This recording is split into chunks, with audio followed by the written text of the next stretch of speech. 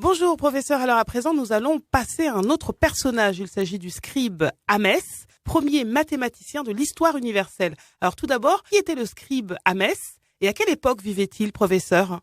Le scribe Hamès, dont le vrai nom, parce qu'il s'agit manifestement d'une forme grécisée, oui. Hermès. Le vrai nom c'est Yamessou, oui. Mais c'est aussi Amoussou.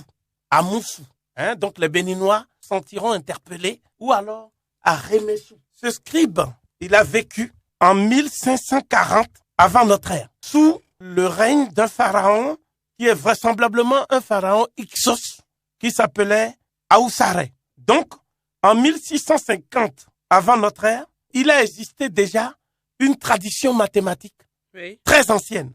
Un premier rectificatif s'impose. Le scribe Yamessou, dont le nom signifie la lune est née ou la lune incarnée est incarnée. Donc, c'est un être qui est né sous le signe astral lunaire. Donc, ça veut dire que c'est quelqu'un qui est né sous une étoile, qui est une étoile de bonheur, de bienfaisance. Oui. Parce que la lune est souvent associée à la bienfaisance. Ce scribe en question, il a suivi la formation habituelle de tous les scribes. D'abord, pendant une dizaine d'années, il a été initié. Il a été initié en tant que détenteur ou dépositaire de la science sacrée de l'Égypte ancienne, oui. Dans les temples. Et il a été donc confronté, si vous voulez, au grand prêtre d'Amon de Karnak, puisqu'il a été initié à Karnak, oui. Dont le vrai nom est Ipet-Sout. Et ce scribe en question, après son cycle d'initiation d'une décennie, est devenu maintenant quelqu'un qui va se spécialiser dans les mathématiques. Mais à l'époque, vous voyez bien, on ne disait pas mathématiques. Oui. Manténo, c'est le terme que les Grecs ont donné, mais qui n'a rien à voir avec ce que nous appelons aujourd'hui mathématiques. Donc, on a décidé de donner un terme, un concept, qui n'a rien à voir avec l'objet de la science qu'on appelle aujourd'hui la science mathématique. Parce que cet objet, seuls ceux qui connaissaient l'essence et la nature des mathématiques pouvaient en parler de façon sérieuse. Et donc, reprenant le texte aujourd'hui perdu d'un ancien mathématicien qui vivait, lui, sous le règne d'un autre pharaon, le scribe Hamessou a fait preuve d'ingéniosité, de génie et de créativité en apportant maintenant sa propre contribution au développement de la mathématique antique égyptienne. Oui. Et il l'a fait justement en donnant pour la première fois l'objet et la nature des mathématiques. Qu'il me soit permis de donner le titre même du papyrus que nous appelons le papyrus d'Amoussou, Yamoussou, mais que les Européens appellent le papyrus Rind, parce que c'est un Européen qui a acheté ce papyrus à des Arabes. Après que les Arabes aient conquis l'Égypte et se mettent à vendre les documents égyptiens à des étrangers. Et il s'appelait Rind. Donc tout le monde parle de papyrus Rind, mais c'est pas Rind qui a fait le papyrus. Donc on voit pas pourquoi on lui attribue un papyrus qui n'a fait qu'acheter. Donc à partir d'aujourd'hui, sur votre antenne, à Africa numéro 1, je suggère qu'on appelle ça le papyrus Yamessou, parce que ce serait rendre justice à ce scribe génial. Mais voici donc l'objet de la mathématique, en fait. C'est-à-dire, si vous demandez aux grands mathématiciens contemporains, les disciples de Grothendieck, les grands mathématiciens contemporains, ils ne peuvent pas vous dire ce que je vais vous dire là. Ce que je vais vous dire là, c'est le scribe Yamessou seul qui a pu le dire. Alors, quel est le titre qui donne en même temps l'objet des mathématiques? Le titre est le suivant. Il dit ceci. Il dit que c'est une méthode rigoureuse. Tep, Reseb. Méthode rigoureuse. Ou si vous voulez encore méthode correcte. D'investigation. C'est-à-dire en-hat en égyptien. De la nature. M-ket nebet. C'est-à-dire toute chose divine. C'est ça qui a donné la nature. Afin de connaître, c'est-à-dire rek. Le terme rek, ça veut dire la connaissance totale, à la fois par la raison discursive, analytique, et par la raison intuitive participative. La connaissance totale. Donc, cette connaissance de tout ce qui existe Oui. Netet, Nebet, Netcheret. C'est-à-dire tout ce qui est divin dans la nature. D'accord? Chaque mystère, c'est Neket, Nebet. Chaque mystère et tous les secrets. Shetat, Nebet. Donc, je redis. Oui, allez-y. Donc, l'objet de la science que nous appelons de nos jours, la mathématique, c'est une méthode rigoureuse qui permet de faire une investigation par la puissance du nombre, la toute puissance du nombre, de la nature, afin de connaître tout ce qui existe dans la nature, n'est-ce pas? Et qui nous apparaît comme mystérieux simplement parce que c'est caché derrière les phénomènes de la nature. Donc voilà, la plus haute inspiration que l'esprit humain ait pu avoir dans la connaissance par la toute-puissance du nombre de la nature. Voilà l'objet des mathématiques. C'est la raison pour laquelle, pour les anciens Égyptiens, c'est-à-dire les Africains noirs de la vallée du Nil, les mathématiques sont en fait la science de toutes les sciences. Les mathématiques sont la science qui permet d'évaluer, si vous voulez, la scientificité des énoncés de toutes les autres sciences. Et c'est cela que les Grecs vont reprendre en disant, par exemple, vous savez bien que sur le fronton de l'académie de Platon, l'école de Platon, là, l'académie, on dit que nul n'entre ici s'il n'est géomètre. Alors, ça veut dire quoi ici? Ça veut dire que cette science elle-même qu'on appelle la mathématique doit tout sa quintessence, si je puis m'exprimer ainsi, à la science qu'on appelle la mesure de la Terre et la mesure des surfaces, des volumes et tout ça, qu'on appelle de nos jours la géométrie. Donc je me résume. Oui. Les mathématiques sont, d'après le scribe africain noir, Yamessou, Amoussou, Aremessou, qui vivait en 1650 avant notre ère, sont la seule méthode rigoureuse qui permet d'utiliser la toute-puissance du nombre pour faire une investigation totale de la nature afin de connaître toutes les lois à travers ce qui existe, à travers les mystères qui se dérobent derrière ce qui existe et à travers les secrets qui sont à l'origine de ces mystères eux-mêmes. Voilà donc le projet de la science par excellence. Et c'est sur les bords du Nil que ce projet a vu le jour. Maintenant, je pose une question. Oui. On nous dit que les mathématiques sont nées à Babylone. On nous dit que les mathématiques sont nées en Asie, à Babylone.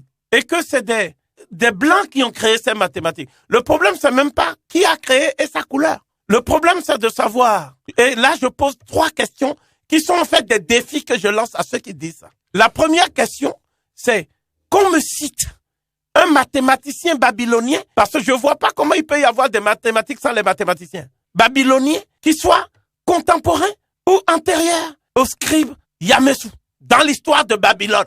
Qu'on me cite ça. C'est la première question. Voilà le premier défi. Deuxièmement, qu'on me cite, qu'on me montre un document mathématique similaire au papyrus d'Amoussou, à Babylone, en Assyrie, en Asie occidentale, avant ou à l'époque d'Amoussou, qui est le scribe dont je parle. Un document semblable au papyrus d'Amoussou. C'est le deuxième défi.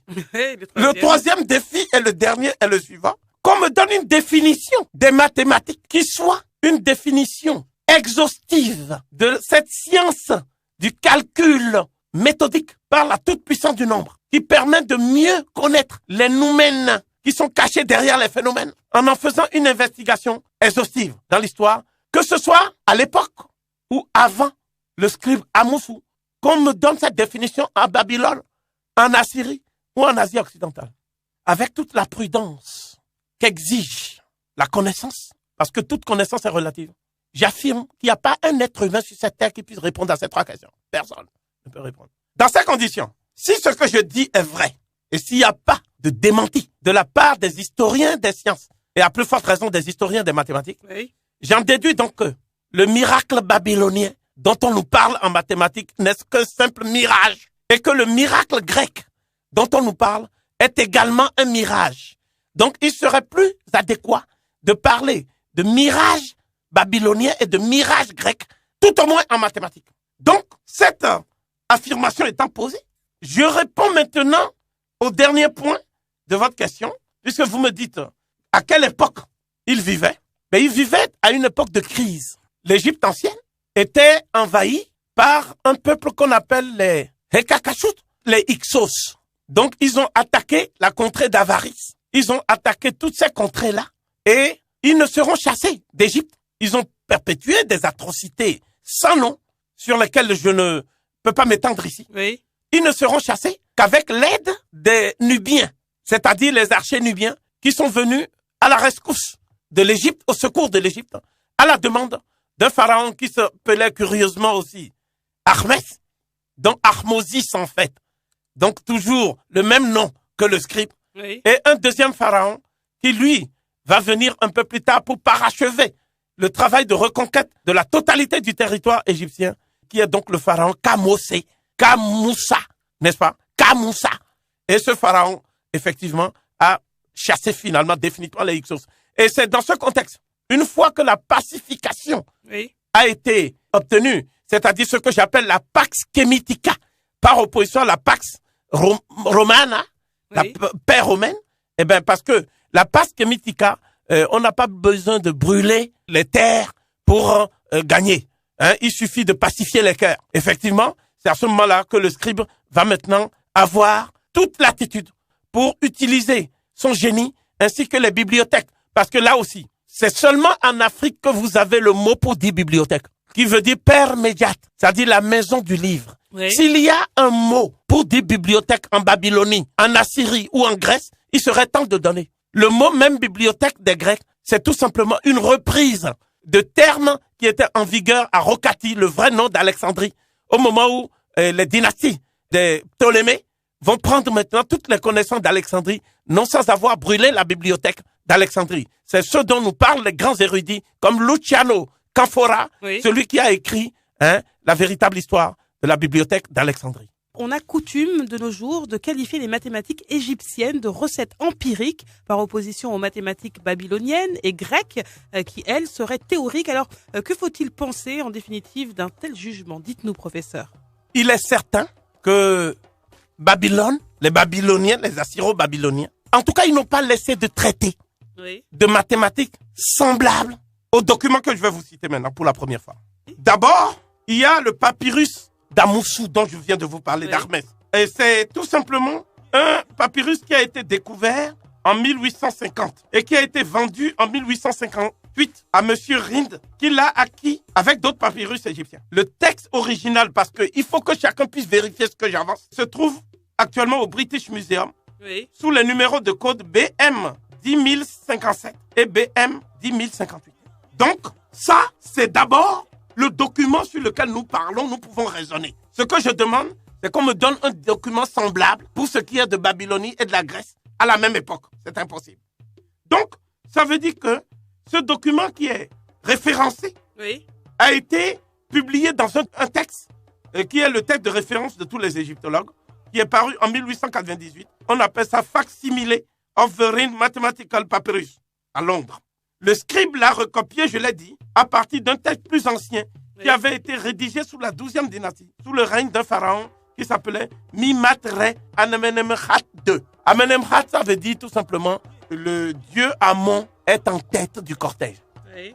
Ensuite, il y a le papyrus de Moscou, qui lui a été découvert près de la nécropole de Dra Abul Naga et qui a été vendu encore, mais cette fois-ci à un russe, Oui. un égyptologue qui s'appelait Vladimir Golenichev, et ça a été vendu en 1893 dans la ville de Thèbes. Ce deuxième papyrus est enregistré sous le nom de code 4676 au musée Pouchkine des Beaux-Arts à Moscou. Puisque Niamankou nous parlait de Pouchkine, ben voilà, vous voyez, c'est au musée Pouchkine que ça se trouve actuellement. On tient habituellement l'ouvrage de Struve, qui est en allemand, qui est paru en 1930 pour l'édition de base de ce deuxième papyrus. Oui. Le troisième, c'est le papyrus de Kaoun, qui a été découvert en 1889 par Flinders Petrie. Mais la publication n'est intervenue que par Griffith, beaucoup plus tard en 1898 à Londres. Et le titre, c'est Hieratic Papyrus from Kaoun and Gurob. Ensuite, un autre document, le dernier, c'est le papyrus de Berlin, Oui. qui a été découvert en Haute-Égypte vers les années 1886. Et l'extrait de ce papyrus est conservé actuellement au musée de Berlin, c'est pour ça qu'on dit papyrus de Berlin, sous le numéro de code 6619 Il a été édité en 1900 par un auteur qui s'appelait Schackenberg. Donc, voilà. Il y a d'autres papyrus que je ne peux pas citer parce que si je cite tout ça, on ne pourra plus faire l'émission. Vous voyez? Donc, s'il y a des documents équivalents dans les autres pays où on parle de miracles babyloniens, d'ailleurs, je fais observer que quand on parle de miracles en général, ça veut dire que c'est une intervention extraterrestre et divine. Mais nous sommes sur Terre, on parle de science. Donc, c'est au niveau de l'histoire des sciences et des mathématiques, finissons-en avec les miracles réels ou imaginaires et tenons-nous-en aux documents. Que disent les documents? Notamment le papyrus Rind. Votre question semble supposer que les mathématiques antiques égyptiennes n'étaient que des recettes empiriques. Je vais citer 3 exemples qui prouvent que c'est impossible on obtienne de tels résultats en faisant de l'empirisme. Et je crois que ça va faire taire ceux qui ne savent pas de quoi ils parlent. Le premier exemple, c'est que c'est la première fois dans l'histoire qu'on a fait la surface d'un cercle en obtenant une approximation rigoureuse du nombre irrationnel par excellence, qui est le nombre pi. Comme vous le savez, pour calculer la surface d'un cercle, oui, le scribe Ahmessou, le scribe africain Ahmessou, enlevait le 1/9 du diamètre du cercle et élevait le reste du résultat au carré selon un procédé qui est le suivant. F0 égale D1 sur 9D, le tout au carré, égale 64 sur 81 D2. Et je parle ici du problème numéro 48 du papyrus du scribe Ahmessou. Le mathématicien moderne, lui, il suit le raisonnement suivant. F0 égale pi sur 4 D1, pi étant l'équivalent de 3,1415, etc. Il utilise donc pi sur 4 et non 64 sur 81 comme le faisait le scribe Ahmessou il y a 4000 ans. Il est remarquable donc qu'au niveau du raisonnement, le scribe ait obtenu une telle approximation de la valeur d'un nombre irrationnel. C'est seulement des millénaires après qu'on va commencer à donner des approximations plus correctes, à savoir pi égale 3,1605. Surtout quand on songe que les Babyloniens, dont on nous parle en parlant de leur miracle, oui, n'avaient fait qu'une approximation, comment dirais-je, hasardeuse, en donnant pi un nombre plus précis que 3. Donc vous voyez bien le décalage entre le raisonnement du scribe égyptien et les autres.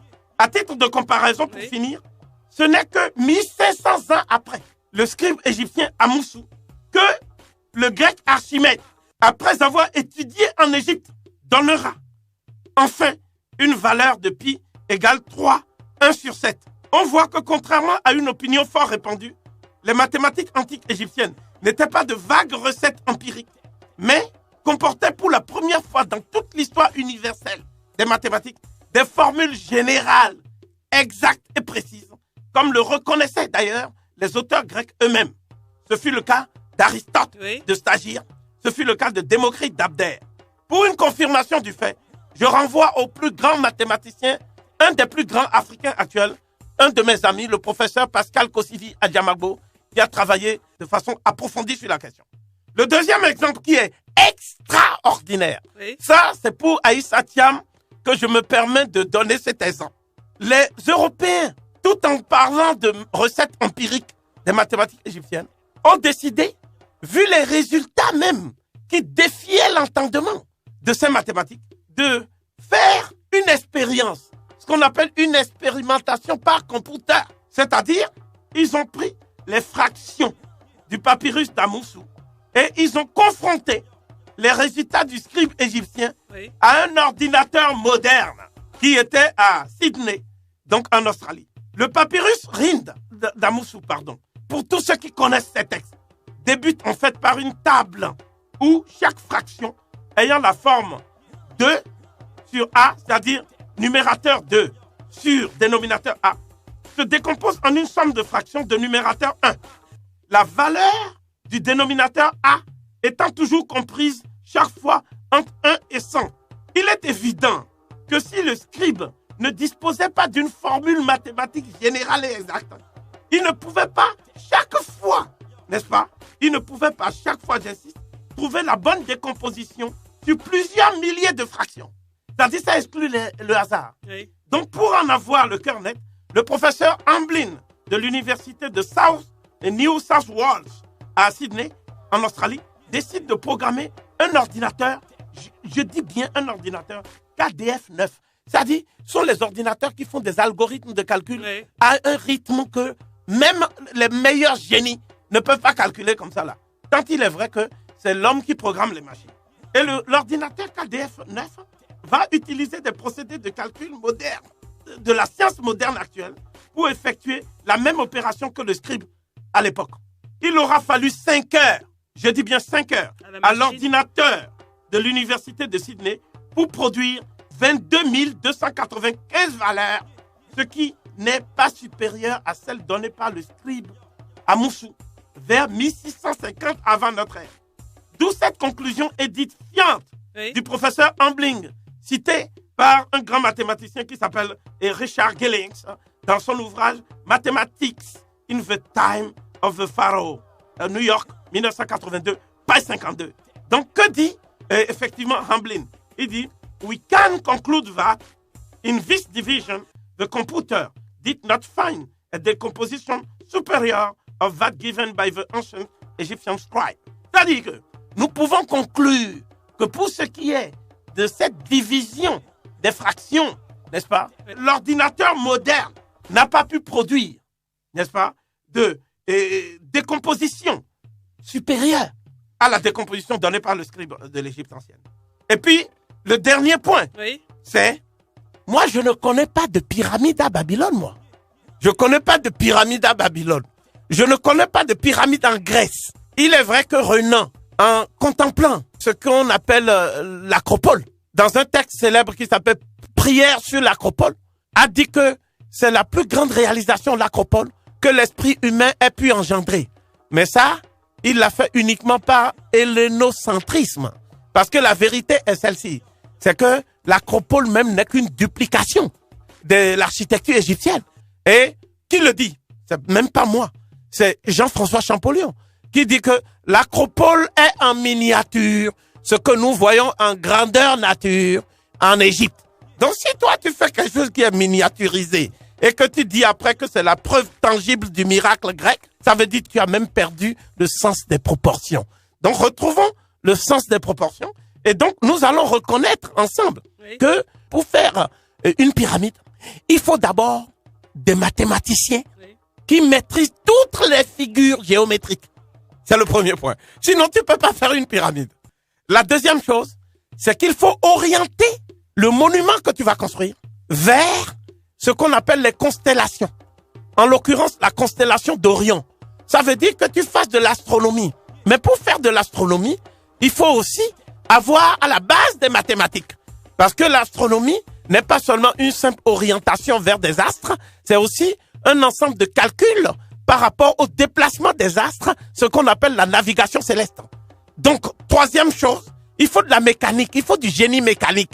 Pour faire de la mécanique, il faut être mathématicien. Ça, c'est minimum quand même.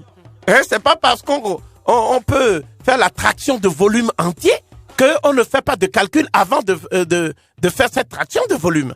Et puis, dernière chose, une chose capitale, c'est que tu ne peux même pas faire de dessin du plan de la pyramide si tu ne connais pas la technique de discrétisation et de pavage, qui est donc de l'ordre des mathématiques. C'est à la base de la mathématique, on appelle ça la métrologie. Donc voilà tout ce que maîtrisaient ces gens qui ont fait les pyramides. Et la pyramide qui est un objet neuronal. Et vous savez bien que toutes les grandes merveilles que l'UNESCO a dit que les grandes merveilles du monde, la première de toutes les merveilles, c'est la pyramide de Khufu. Khufu étant ce pharaon noir. Déjà même Cheikh Anta Diop l'a qualifié de pharaon de type camerounais. Hein? Tellement il est négroïde. Je crois même que moi-même qui parle là, j'étais pas aussi noir que Khufu. Vous voyez? Et Khufu, ce pharaon Khufu, il a fait une pyramide qui faisait plus de 5 millions de tonnes de pierre. Comment vous pouvez hisser 5 millions de tonnes de pierre? Comment vous pouvez faire la chambre sépulcrale de Khéops sans avoir des conceptions des mathématiques? Or, cette chambre, quand vous voyez comment elle est conçue, ça suppose donc la connaissance du théorème attribué à Pythagore. C'est-à-dire que le triangle dont on parle dans le théorème de Pythagore, n'est-ce pas? D'ailleurs, une autre chose qui doit être claire pour tout le monde. Oui. Le triangle attribué abusivement à Pythagore ne se trouve dans aucun livre de Pythagore. Pythagore n'a écrit aucun livre. On ne connaît pas un livre de Pythagore. Voilà. On lui attribue des spéculations métaphysiques et des connaissances dans tous les domaines, la diatonique musicale, etc. Mais il n'y a aucun livre. Hein? Bon, là, nous parlons de livres qui sont ceux des Égyptiens, le papyrus de Moscou et tout ça. Et c'est là où on va voir que dans le papyrus de Moscou, plusieurs millénaires avant la naissance même de Pythagore, je dis bien, plusieurs millénaires avant la naissance de Pythagore, son théorème était connu. Le carré de l'hypoténuse d'un triangle rectangle est égal à la somme des carrés des deux autres côtés. Donc ça, c'est la figure même du parallélépipède, etc., qui est de la chambre sépulcrale de la pyramide de Khufu, hein, ce noir Khufu, n'est-ce pas? Je prononce même à la sénégalaise, parce que eux ils disent Khufu. Non, Khufu, Khufu. Donc la figure de cette pyramide suppose donc la connaissance des millénaires avant, n'est-ce pas, du théorème attribué abusivement à Pythagore de Samos. On associe généralement le nom du scribe Hermès au célèbre papyrus mathématique Rind, qui est un document majeur de l'histoire des sciences. Alors, que contient en réalité ce célèbre papyrus, professeur?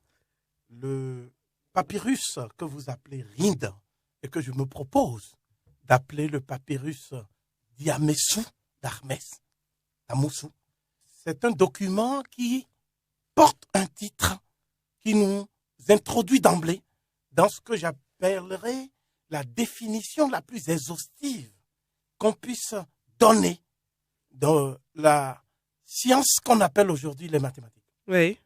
Mais souvent, on oppose à l'empirisme supposé des anciens Égyptiens, qu'on qualifie de vulgaires arpenteurs, la théorie mathématique et logique des Grecs, qui, eux, seraient à l'origine des mathématiques, de l'invention des mathématiques. Il est remarquable qu'aucun auteur grec de l'Antiquité n'ait jamais soutenu une telle hérésie. Oui.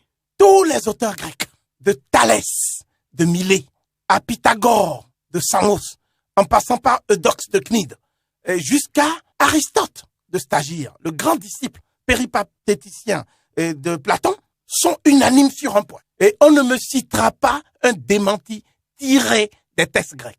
Ils affirment tous que les mathématiques, les arts mathématiques, en grec on dit mathématiques kai technai, Oui. c'est-à-dire les arts mathématiques, sont nés en Égypte.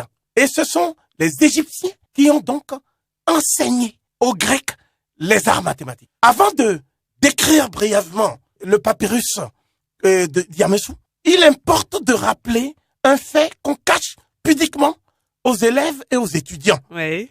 Tous les auteurs qui comptent en mathématiques, tous les auteurs grecs qui comptent en mathématiques, ont séjourné en Égypte dans le cadre de ce que j'appelle un périple studieux.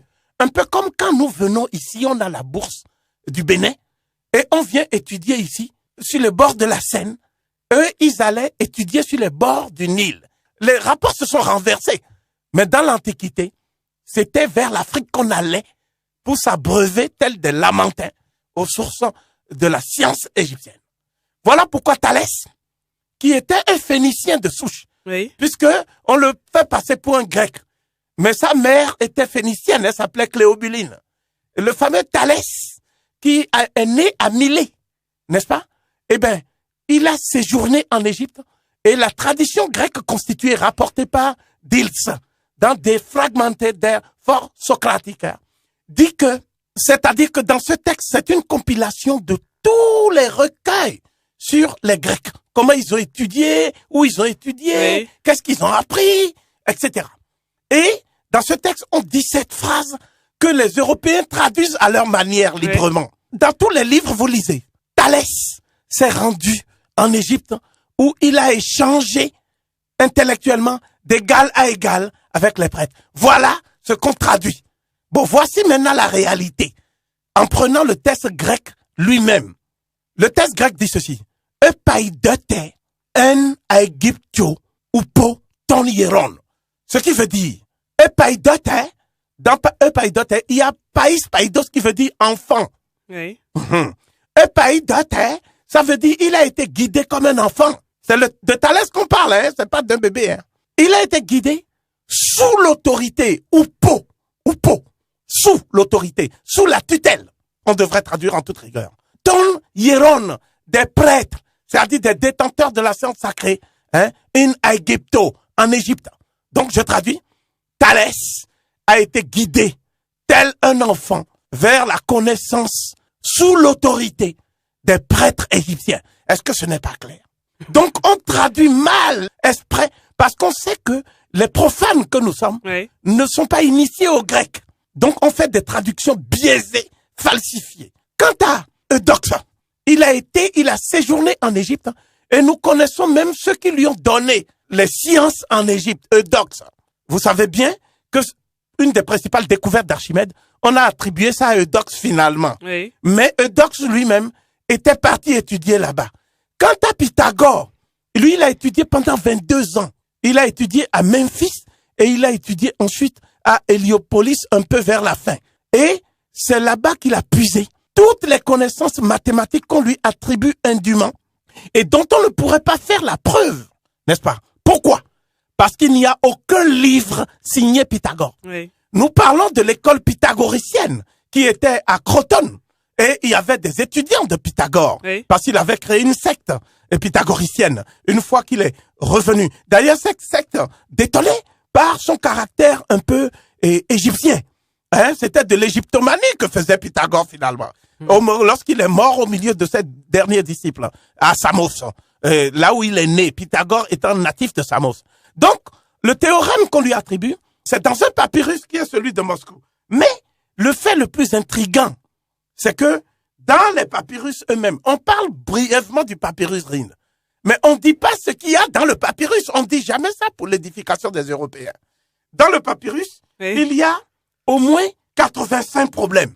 Et ces problèmes n'étaient pas structurés par hasard. Il y a d'abord des problèmes qui sont des problèmes qui concernent l'arithmétique, n'est-ce pas? Il y en a au moins une vingtaine. Et c'est pas une arithmétique élémentaire. C'est une arithmétique très poussée, comme l'a reconnu Gillings lui-même. Ensuite, des problèmes de 21 à 23 sont des problèmes qui traitent plutôt, si vous voulez, de la progression arithmétique. Ce n'est plus l'arithmétique, c'est la progression arithmétique. Notamment, tout ce qui concerne les séries. Vous savez bien qu'on parle beaucoup des séries, on parle de Fibonacci, on parle des auteurs qui ont défini les séries en mathématiques. Vous ne pouvez pas attaquer les séries en mathématiques si vous n'aviez pas une vision théorique exacte. Ensuite, les problèmes 41 à 60 regroupent diverses notions. Mais ce qui est important, c'est la structure de ces notions. Vous voyez? C'est-à-dire que dans ces problèmes, vous avez des problèmes qui parlent de l'algèbre. Vous savez bien que sur la base d'un mot qui serait d'étymologie arabe, on a dit que ce sont les Arabes qui ont inventé l'algèbre, que ce sont les Arabes qui ont inventé le zéro. Eh bien, vous allez voir dans ces problèmes-là, l'hiéroglyphe Néfer, qui remplace chaque fois le blanc qui indique le zéro. Donc, ça avait été inventé des millénaires avant les Arabes, n'est-ce pas? Les Arabes ont repris ça quand ils ont conquis l'Égypte à partir de 639. Pour prouver le contraire, qu'on me montre alors un document arabe avant la conquête de l'Égypte. Mathématiquement parlant, je veux dire. Ça n'existe pas, ça n'existera pas, parce que ces documents n'ont pas existé. Donc, ce que je veux dire également, c'est que à partir du moment où vous avez aussi ce qu'on appelle un raisonnement général, c'est-à-dire, chaque fois que vous finissez une démonstration, vous dites, c'est bien ça, c'est validé, c'est acquis. Eh bien, ça veut dire que vous avez ce qu'on appelle la procédure démonstrative et heuristique. Donc, à la fin, on voit si vous avez bien suivi le raisonnement mathématique qui a été posé au départ. Nous avons également la façon de résoudre un problème mathématique. Les Égyptiens avaient théorisé la manière de résoudre un problème mathématique. Et ce qui est extraordinaire, c'est que les Égyptiens commencent d'abord par, non pas poser le problème en général, mais faire anticiper de manière préventive les différentes pistes par lesquelles on peut passer pour résoudre le problème. Et après, ils choisissent la piste qui est la plus raisonnable. C'est-à-dire celle qui est la plus simple. Donc, vous savez bien que les Occidentaux, eux, ils ont, à partir du moment où ils ont repris les connaissances mathématiques des Égyptiens, ils ont développé une théorie que j'appellerais une théorie de la complexification ou de la complexité. Les Égyptiens, c'est la simplicité dans la profondeur. Oui. Hein? Il faut que ce soit simple pour que le raisonnement puisse être ensuite enseigné de manière claire et pédagogique. Donc, tout cela a abouti à ce que j'appellerais des réalisations. Parce que les Égyptiens ne concevaient pas non plus la science comme une science théorique où des spécialistes enfermés dans leur cénacle font des démonstrations abstraites, etc. Pour les Égyptiens, il faut que ça débouche sur ce qu'on appelle l'application des connaissances et des résultats. Oui. Les Égyptiens ont donc inventé pour la première fois les mathématiques appliquées. Les Égyptiens ont inventé l'application de la science dans le champ de la réalité sociale. Et c'est la raison pour laquelle, comme ils étaient très importants, et on le verra à travers les pyramides et les implications des mathématiciens sur les chantiers des pyramides, Oui. n'est-ce pas? Eh bien, comme c'était le cas, eh bien, à un moment donné, il y avait donc un corps de scientifiques qui bénéficiaient de toutes les faveurs du pharaon. Je déduis donc que l'Égypte a été la première société humaine dans l'Antiquité, n'est-ce pas, qui ait donné à ses savants les moyens, un peu un mécénat d'État, pour que ces savants puissent vivre au lieu de vivre dans l'oisiveté. Et c'est d'ailleurs ce qui avait surpris Pythagore, qui a dit que un des secrets des mathématiciens égyptiens et des savants égyptiens, c'était que les savants égyptiens bénéficiaient d'une organisation sociale de la science. Et précisément, cette organisation sociale de la science, Oui. je l'appelle aussi une science de l'organisation. Les historiens des sciences en général et des mathématiques en particulier ont coutume de considérer le fameux théorème de Thalès comme la preuve éclatante du caractère hautement théorique des mathématiques grecques par opposition aux mathématiques babyloniennes ou égyptiennes. Alors, comment peut-on expliquer, selon vous, l'importance accordée au théorème de Thalès par les historiens des mathématiques ? Avant de parler du théorème de Thalès proprement dit, Oui, professeur. et de ses implications en mathématiques modernes, je voudrais d'abord dire qui est Thalès. Thalès de Milet, dans la tradition grecque constituée, est le premier sage de la liste des 7 sages qui ont marqué la Grèce. Les sages qu'on appelle sophoi, qui vient du mot sophos, etc. en grec, ce sont les personnes qui ont le privilège d'être en communication avec le Dieu du savoir. Le Dieu du savoir, en Égypte ancienne, c'était Djerouti, c'est-à-dire Thoth. C'est le Dieu de l'écriture, donc le patron des scribes, notamment la corporation des hiérogrammates, de ceux qui écrivent les annales de l'humanité qu'on appelait en égyptien Genouti égale annales. Mais il y a ces 7 sages, chacun a sa devise en Grèce, n'est-ce pas? Le premier, c'est Thalès de Milet, et sa devise est la suivante. Je traduis: ne te porte jamais caution pour autrui. Le deuxième s'appelle Solon d'Athènes, c'est un législateur. Il a dit: tout ce qui est excessif est insignifiant. Le troisième, c'est Chilon de Sparte. Il a dit: connais-toi toi-même avant de prétendre connaître les autres. Le quatrième, c'est Pythagore de Mytilène. Il a dit: reconnais chaque opportunité et chaque occasion, car les opportunités ne se présentent qu'une fois dans la vie. Ensuite, il y a Bias de Priene. Il dit: si la bonté est si rare dans le monde, c'est parce que la majorité des hommes sont méchants. Ensuite, c'est Cléobule de Lindos qui dit: la modération est le plus grand bien, c'est pour cela qu'elle est si rare. Enfin, le dernier, le 7e, c'est Périandre de Corinthe qui dit: la prudence en toute chose est mère de la sûreté. Voilà les sages de la Grèce, n'est-ce pas? Et si je prends donc Thalès, dont la mère Cléobuline était de souche phénicienne, je vais partir de sa devise, avant de parler de son théorème. Ne te porte jamais caution pour autrui. Ça veut dire, ne prends jamais le raisonnement ou l'opinion d'autrui pour agent comptant dans ta propre démarche d'investigation intellectuelle. Effectivement, Thalès de Milet est un des savants grecs, disons le premier, qui est séjourné en Égypte. Oui. On parle de 15 années d'études en Égypte. Il aurait séjourné vraisemblablement à Memphis, c'est-à-dire Men-Nefer, ensuite à Thèbes, c'est-à-dire Wasset, et enfin à Héliopolis, c'est-à-dire Younou. C'est comme ça qu'on prononçait dans la langue égyptienne. Tous les autres termes étant grecs. Héliopolis égale Younou, n'est-ce pas?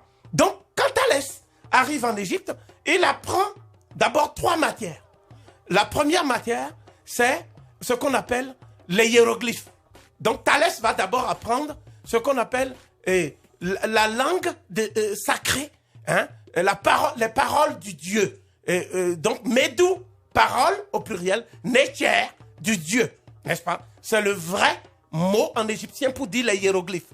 Après, il va apprendre maintenant la science qu'on appelle la cosmogonie, oui. C'est-à-dire la connaissance du cosmos, du monde, de l'univers, à travers ses lois. La troisième, il va apprendre ce qu'on appelle maintenant la connaissance du monde, de la nature, dans sa version visible comme invisible, par la toute-puissance du nombre. C'est ça qu'on appelle les mathématiques. Comme je l'avais dit lorsque j'ai donné le titre même du théorème de Yamesou. Tout à fait. Donc, maintenant, je vais vous parler très brièvement du théorème qui porte son nom. En réalité, et je vais être très clair dès le début, le théorème dit de Thalès existait 1800 ans, 1300 ans, avant la naissance de Thalès. 1800 ans, si on prend la biographie que donne Diogène Laërce dans Vie, Sentence des philosophes illustres, 1300 ans, si on prend la biographie officielle que donne un auteur qui s'appelle Hermann Diels et qui a écrit des fragmentaires der Socratiker, c'est-à-dire tous les fragments connus des philosophes socratiques. Donc, voici la définition. Je dis d'abord d'où sort ce théorème. C'est le problème numéro 53 du papyrus de Yamesou, qu'ils ont appelé papyrus Rhind. Donc, j'ai parlé du premier mathématicien de l'histoire universelle. Eh bien, le théorème attribué indûment à Thalès de Milet, 1300 ans avant la naissance de Thalès de Milet, était inscrit dans le problème numéro 53 du papyrus d'Yamesou. Donc, tout le monde peut vérifier. Il suffit de connaître, de prendre le papyrus d'Yamesou, c'est-à-dire ce que les gens appellent le papyrus Rhind, et de prendre le problème numéro 53 de ce papyrus. Il y a un auteur européen, une femme, comme les femmes disent souvent la vérité, qui s'appelait Sylvia Kouchouda. Oui. Dans son livre remarquable, qui est sa thèse sur les mathématiques égyptiennes, elle non seulement elle reconnaît que Thalès a dû prendre ce théorème, mais en plus, elle ajoute un élément fondamental. Ce théorème est égyptien et doit être restitué aux Égyptiens. Je propose donc sur la base des travaux scientifiques de l'égyptologue lyonnaise Sylvia Kouchouda de nommer désormais le théorème attribué indûment à Thalès, théorème de Yamesou. Donc, le théorème de Yamesou, c'est le théorème dit de Thalès. Donc, je vais maintenant dire en quoi consiste ce théorème en mathématiques. Donc, je vous demande simplement un peu d'indulgence. Je vais énoncer le théorème en mathématiques. Allons-y. Le théorème s'énonce de la façon suivante. Soit un triangle ABC et 2 points D et E, des droites AB et AC, de sorte que la droite DE soit parallèle à la droite BC, comme l'indiquent les illustrations du théorème. On a donc l'opération suivante. AD divisé par AB égale AE divisé par AC égale DE sur BC. La remarque qu'on peut faire dans un premier temps, ici, c'est que chaque fois qu'on entrevoit la deuxième égalité, elle n'est possible que parce que l'on part du point A et que l'on reste strictement sur la même droite pour pouvoir fabriquer le dernier rapport que j'ai énoncé.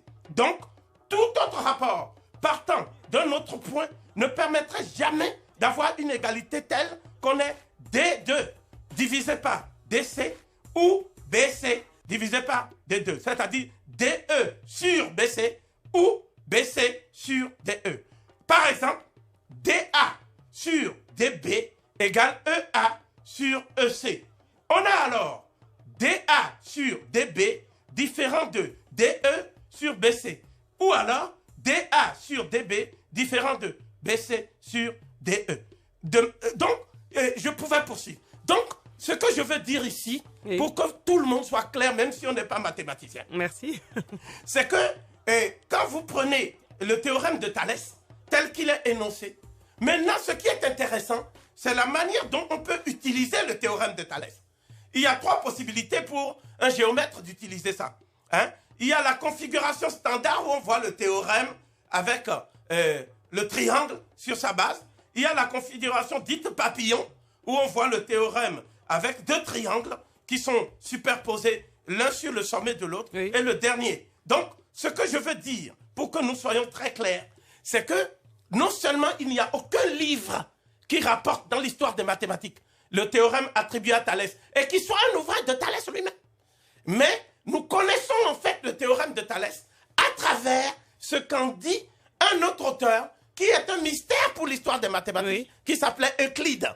Or, Euclide, dans les éléments, le livre qu'on appelle les éléments d'Euclide, que commente Proclus, ce livre, c'est la base de toutes les mathématiques de l'Occident, en dehors d'Archimède. Ça veut dire que lorsque Euclide va présenter ce théorème, il va le présenter maintenant avec une nouvelle notion que les Égyptiens connaissaient avant, c'est-à-dire 2000 ans avant. C'est la notion de proportionnalité d'Euclide. Ça veut dire ceci. Lorsque je prends l'aire, R, c'est-à-dire l'aire géométrique, pardon, MBC égale l'aire NBC égale BC fois H, c'est-à-dire la hauteur, petit h, sur 2, n'est-ce pas? Nous avons la deuxième configuration qui correspond à la deuxième formule du triangle. L'aire AMC égale R ABC, ça donne R MBC. Ensuite, nous avons l'aire ABN égale l'aire ABC égale l'aire NBC. Et puis, d'après le premier cas, on a donc RMBC égale RNBC. Donc, on déduit que RAMC égale RABN. Voilà la deuxième démonstration. Enfin, la dernière pour qu'on arrête avec les mathématiques. Oui.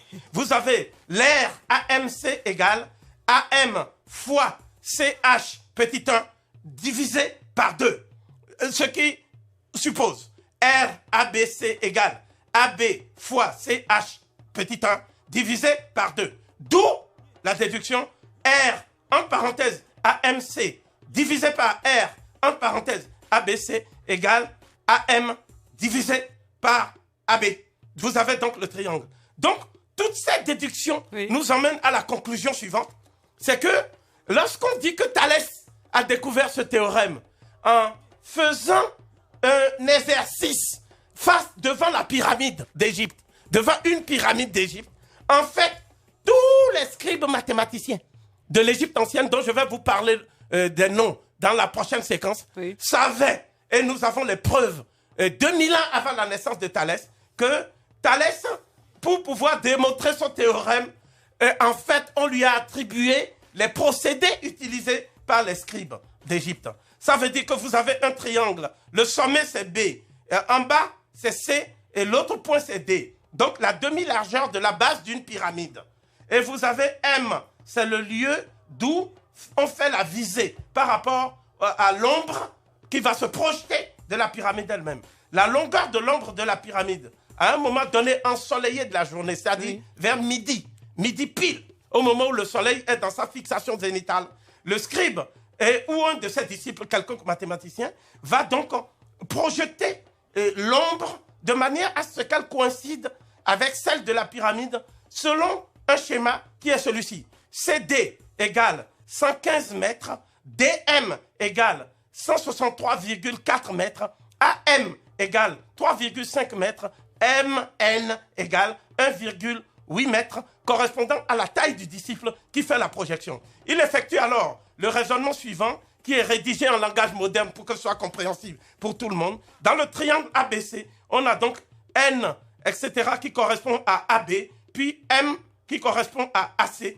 Ensuite, M, N sont parallèles à BC. D'après le théorème de Thalès, et je termine sur ça, on a donc AM sur AC égale AN sur AB égale MN sur BC. D'où 3,5 divisé par AC égale AN sur AB égale 1,8 sur BC, etc., etc.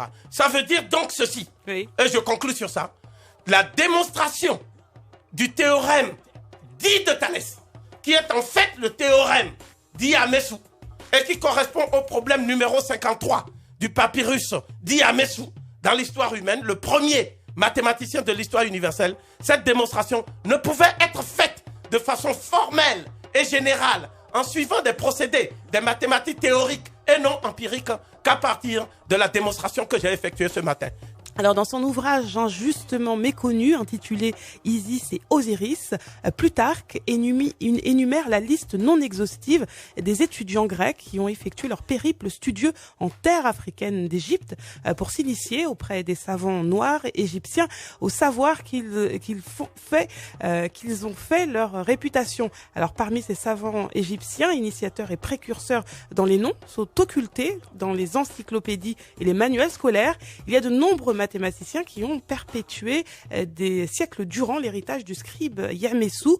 Pouvez-vous lever un con de voile sur l'identité de ces illustres continuateurs du scribe mathématicien Yamessou, professeur Jean-Charles Covy-Gomez?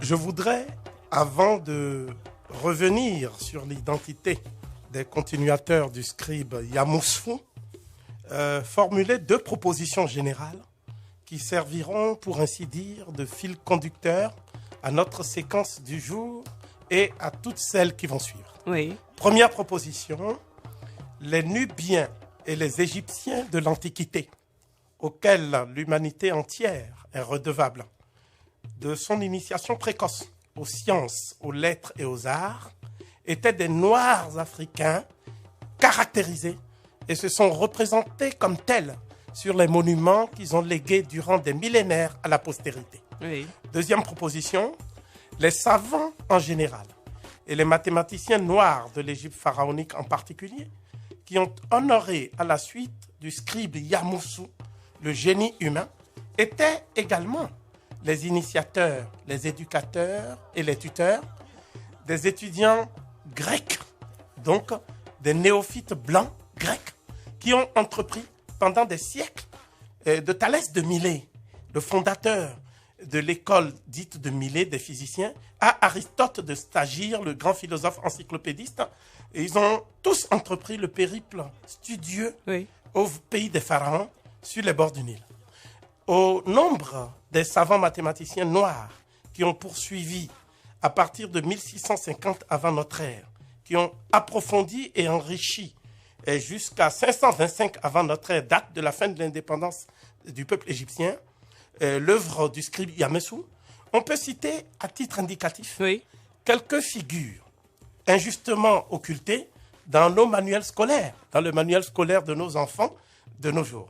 D'abord, il y a le scribe Amenemhat. Amenemhat, ça veut dire en fait Amon. Le dieu Amon est en tête du cortège. C'était un mathématicien réputé, certainement très pointu dans ce qu'on appelle l'algèbre de nos jours. Et c'était surtout l'inventeur de l'horloge à eau. Et vous savez bien, le terme technique, c'est clepsydre. Donc, il a inventé le clepsydre, ce qui permet de mesurer avec un fil dans l'eau l'écoulement du temps. Donc, c'était les toutes premières formes d'horloge. Vous savez que les horloges que nous avons aujourd'hui, qui sont des horloges extrêmement programmées à la seconde près dans ce qu'on appelle le temps universel, par opposition à tel ou tel méridien de Greenwich, etc. Tout ça, l'idée vient du scribe Amenemhat. Nous sommes en 1567 avant notre ère et il a mis au point aussi le procédé qui permet de prendre le pouls des patients. Lorsqu'un patient est un peu affecté, malade, on prend son pouls d'abord. Tous les médecins le font. Et bien, c'est dû à Amenemhat, qui était donc par conséquent aussi un médecin en sus de ses compétences connues en algèbre. Et on attribue de nos jours au grec Hérophile cette découverte d'Amenemhat Et je pense que là encore, il conviendrait de rendre à César ce qui appartient à César. Et puis, comme vous le savez aussi, Oui. il y a Sonchis. Sonchis, c'est la déformation grecque. Son vrai nom, c'est Anka. Donc, c'est vers 600 avant notre ère. Hein? Son nom signifie le vivifiant. Hein? Celui qui vit avec la force vitale. Il est animé d'un souffle vital, puissant. Hein? Et il est très célèbre parce que c'est lui qui a formé le législateur grec Solon. Quand Solon est arrivé à Saïs, c'est-à-dire la localité de Saou, en Égypte, n'est-ce pas? Oui. Il a rencontré ce maître, ce savant, ce détenteur de la science des lois, et qui s'appelait donc Anka. Et lui, c'est lui qui a formé donc Solon. Et d'ailleurs, si vous lisez un des dialogues de Platon, c'est lui qui parle, c'est un des prêtres qui parle à Solon. Parce que Solon lui dit, mais nous, on ne se souvient pas, nous les Grecs, des ancêtres grecs et de ce qu'ils ont fait dans l'humanité avant nous. Parce que nous commençons toujours par ce que nous-mêmes on a fait. Ce sont des chroniques des temps présents. Et voici ce qu'on lui a répondu. Solon, vous autres Grecs, vous n'êtes que des enfants. Vous n'avez aucune sagesse blanchie par le temps. Vous n'avez aucune connaissance de l'histoire à travers les siècles et les âges. Ça veut dire que les Grecs avaient conscience, au moment où ils se pliaient à cette discipline intellectuelle qui consiste à aller puiser le savoir auprès des Africains, oui. Ils savaient très bien que leur histoire elle-même était limitée dans le temps. Il y a aussi Enoufis. Son vrai nom, c'est Unnefer. Unnefer, ça veut dire l'existant parfait. Hein, celui qui existe et qui est dans la perfection. Hein? Unnefer, c'est vers moins 500 avant notre ère. Son nom prédispose, en dit long sur ce qu'il est, parce qu'il était un sage hiérogrammate à Héliopolis, la localité d'Ionou, et il a eu pour élève, alors c'est ça qui a fait son titre de gloire, pendant près de 10 ans, hein, un élève qui a séjourné pendant 22 ans, et pendant 10 ans, il a été disciple de ce nègre-là, et il s'appelle Pythagore de Samos, hein, le fameux Pythagore que vous connaissez, hein, que nous connaissons tous, et puisque nos enfants étudient un théorème qui lui est attribué également indûment. Il y a aussi Knuphis, oui. Dont le vrai nom signifie Knum Nefer. Ça veut dire le dieu bélier. Knum est dans la perfection, d'accord? Et lui, il était dans le temple de Men-Nefer, c'est-à-dire Memphis, et c'est lui qui a reçu un étudiant grec qui est devenu un mathématicien très connu également, qui s'appelait Eudoxe. Donc Eudoxe a séjourné auprès du prêtre Knuphis, et il était donc un très très grand savant. Et puis, à partir de moins 400, toujours, il y a Sechnoufis. Ça, c'est la déformation grecque. Son vrai nom, c'est Sa-Knum Nefer. Ça veut dire le fils du dieu Knum est parfait. Ou alors, si vous voulez, parfait est le fils du dieu Knum. Et lui, effectivement, il a eu comme étudiant Platon. Le fameux Platon d'Athènes. Et on parle toujours des liens de maître à disciple qui unissait Socrate à Platon, mais on ne parle jamais du maître africain de Platon, hein, qui quand même l'a formé, et c'est à partir du maître africain de Platon que Platon a pu avoir le concept fondamental qui caractérise sa philosophie, c'est-à-dire ce qu'on appelle l'opposition entre le monde intelligible et le monde sensible. Et au lieu de voir cette opposition comme une sorte de monisme dynamique, Platon a éclaté les deux termes de l'opposition et en a fait donc des termes antagoniques. Et c'est ça qui a fait la difficulté de la philosophie platonicienne et ce qui explique parfois certaines incohérences dans certains dialogues comme le Timée, la République, le Phèdre, le Phédon, Hippias majeur, Hippias mineur et tous les autres dialogues que nos enfants étudient sans savoir l'arrière-fond de l'Égypte pharaonique. Quoi qu'il en soit, il y avait aussi Paménès, oui. Dont ça c'est des formations grecques. Le vrai nom, c'est Pa-Amoun ou Pa-Moana. Si vous êtes en Afrique centrale, il faut l'appeler Pa-Moana. Si vous êtes Douala, il faut l'appeler Pa-Mouna. Oui. N'est-ce pas? Alors lui, c'est moins 380. Et c'était un mathématicien remarquable également, un spécialiste de la cosmogonie de Memphis et aussi quelqu'un qui étudiait la structure même de la matière. Et c'est pour cela qu'il était le maître du fameux Démocrite. Démocrite d'Abdère, que vous savez bien, un philosophe grec auquel on rattache l'école du matérialisme atomistique, n'est-ce pas, dans l'Antiquité. Donc voilà un peu quelques éléments de filiation intellectuelle que les manuels, malheureusement, taisent de façon un peu pudique. Et je voudrais juste conclure parce que vous m'avez interpellé dans votre question en parlant d'un ouvrage d'un auteur qui s'appelait Plutarque. Plutarque, il est né en moins 50, c'est-à-dire 50 avant notre ère, et il est mort en 125 de notre ère. C'est-à-dire Plutarque, c'est son traité. Dans le traité, il dit ceci. Je le cite. Il est admis que les plus brillants des sages et des philosophes de la Grèce ont séjourné en Égypte, dans l'école de Thèbes, dans l'école d'Héliopolis ou dans l'école de Memphis. C'est ce qu'attestent unanimement les plus sages d'entre les Grecs eux-mêmes, Solon, Thalès, Platon, Eudoxe, Pythagore et encore quelques-uns que je ne peux citer. Lycurgue lui-même. Ils voyagèrent tous et ils ont eu des discussions avec les prêtres du pays. On dit notamment que Eudoxe fut instruit par Kounoufis de Memphis, Solon par Sonchis de Saïs, Pythagore par Eunoufis d'Héliopolis. Pythagore surtout, plein d'admiration et de reconnaissance pour ces prêtres à qui il avait inspiré le même sentiment de reconnaissance et d'admiration, imita jusqu'au plagiat leur langage énigmatique et mystérieux et enveloppa ses propres dogmes du voile de l'allégorie égyptienne.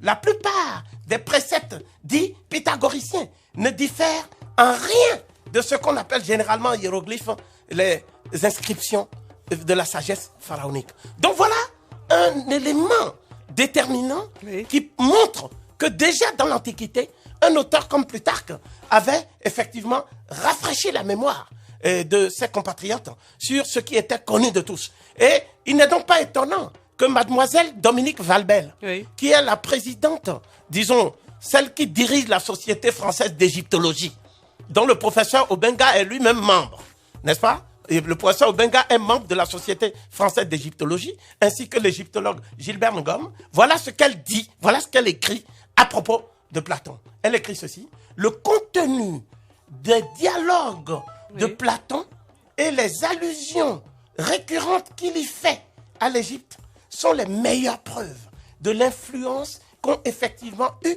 les sciences et les religions égyptiennes sur l'élaboration de la pensée philosophique de Platon. Alors, si vous deviez nous recommander un ouvrage aux auditeurs qui nous écoutent et qui sont de plus en plus nombreux à nous appeler pendant vos séquences, un ouvrage dédié à l'histoire de l'Égypte pharaonique, quel serait cet ouvrage, professeur? Je vais prendre cours, je sais. Vous savez, il n'y a pas un seul ouvrage. Il y en a au moins 4 que je me permettrai de recommander parce que ça permet de connaître 4 aspects de la pensée pharaonique et du génie de cette pensée. Le premier, c'est Principes généraux de l'écriture sacrée égyptienne. C'est un ouvrage de Jean-François Champollion. Et Champollion a déchiffré les hiéroglyphes, pour les modernes en tout cas, et les contemporains que nous sommes, le 14 septembre 1822.